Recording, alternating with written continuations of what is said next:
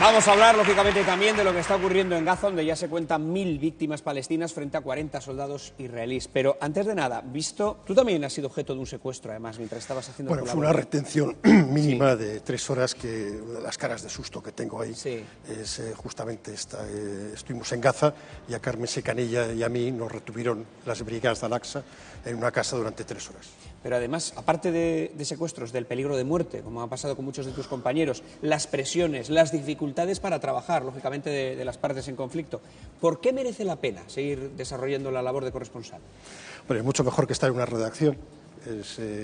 Cuanto más lejos estés... ¿No te crees que hay muchos periodistas que piensan eso? No, cuanto más lejos que estés de tus jefes, mejor. Y después, ahora con Internet ha cambiado un poco, pero antes lo que tenías es una enorme capacidad de administrar lo que tú querías contar. Muchas veces vas a sitios y te encuentras historias que no es que no existieran, que están ahí, pero que pueden ser conocidas porque tú has pasado. Y ese tipo de historias te dan una enorme alegría, pensar que puedes contar. A mí me gusta buscar historias pequeñas y buscar luego los trazos que te permitan colgarlas de una historia más grande. Kapuscinski decía que somos buscadores de contextos. Entonces, cuando te encuentras historias de contexto, es fantástico. Y después es divertido cuando regresas y te encuentras a gente, incluso jefes tuyos, que te argumentan con los argumentos que tú has escrito. Entonces te das cuenta que sí, que a veces sirve, que hay gente que pueda, no sé, crearse una opinión respecto a lo que tú estás contando. En tu blog, que yo, por cierto, recomiendo visitar, te pones todas tus reflexiones muy interesantes. Creo que desde los últimos días, hablando de presiones, por lo visto, el Ministerio de Exteriores español ha solicitado a los corresponsales que abandonen Gaza porque el ejército israelí no se hace responsable de su seguridad. Me gustaría que hablaras de ello. Yo creo que, esto me llegó a través de varios compañeros en Gaza que me pidieron ayuda y lo tuiteé. A mí me parece escandaloso que el Ministerio de Exteriores, viene el ministro a los medios importantes, sobre todo los públicos, o gente del ministerio, llame a los directores, y lo que me parece más grave es que estos directores llamen luego a sus periodistas transmitiéndoles unas órdenes de alguien que no trabaja en esos periódicos. Creo que tenemos mal el concepto de qué es periodismo y cuál es la diferencia entre periodismo y poder. A mí me pasó una vez en Irak, en 2004, con Javier Espinosa, que estábamos ahí, que me llamó el director, Ceberio, era la primera vez en mi vida que me llamaban, me parecía un acto de amor, y me decía que la situación era muy peligrosa, estaban secuestrando occidentales y que querían que saliera. Le dije, no es más peligrosa ahora que cuando me dijiste que entrara, no ha cambiado nada. Entonces, pasa que Moratinos había estado llamando y tal, y dije, pero Moratinos no trabaja en el país. Y esa es una costumbre que tienen los partidos, tratar de influir. Una cosa es que los directores llamen a sus periodistas a preguntar cómo están y darles la libertad. Si tú quieres irte, nosotros te vamos a apoyar, y si tú quieres quedarte, también te vamos a apoyar. Pero transmitir órdenes de un gobierno que se producen justo un día después que Israel dice que no se va a hacer responsable de los periodistas, no, ese gobierno lo que tiene que hacer es decirle a Israel que sí le va a hacer responsable si pasa cualquier cosa con los periodistas.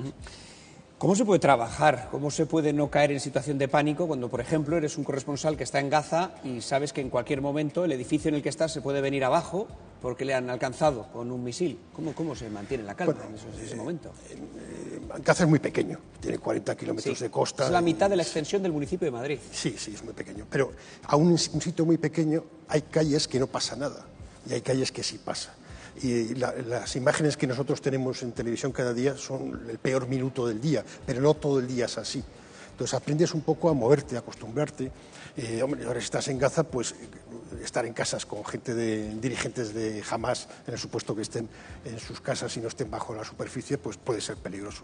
Pero bueno, también tú estás ahí con la gente, tienes que trabajar, tienes que contar sus historias, y hay una especie de poder superior que te hace ir. Y después, una cosa que he dicho antes, en el fondo tú nunca piensas que te van a matar, que te va a pasar nada, piensas que eres inmortal. Y bueno, simplemente el día que matan a un periodista sí te das cuenta que eres mortal. Entonces te lo replanteas, pero te lo replanteas 3 días, luego vuelves otra vez al trabajo. ¿Se puede ser objetivo en pleno conflicto? No, porque nosotros no somos seres objetivos. Yo nunca me gusta emplear la palabra objetividad, empleo la palabra honestidad, que quizás hay profesores de facultad que me regañan y me dicen, pero es que es lo mismo. Bueno, pero yo prefiero la palabra honestidad. Yo no puedo ser objetivo porque soy subjetivo, yo tengo sentimientos, yo veo el sufrimiento de la gente y transmito ese sufrimiento, pero tengo que ser honesto. Es decir, tengo que plantear en mis escritos suficiente información para que tú, lector, tengas una opinión distinta a la mía. Y tengo que ser justo. Es decir, si estás contando cosas de Gaza, tienes que explicar también que hay otra parte. Y si estás contando la otra parte, tienes que contar que hay civiles en los dos sitios. La mejor forma de no equivocarte es tener claro que no hay dos bandos. Hay la gente que mata y la gente que muere. Y tus bandos son las víctimas.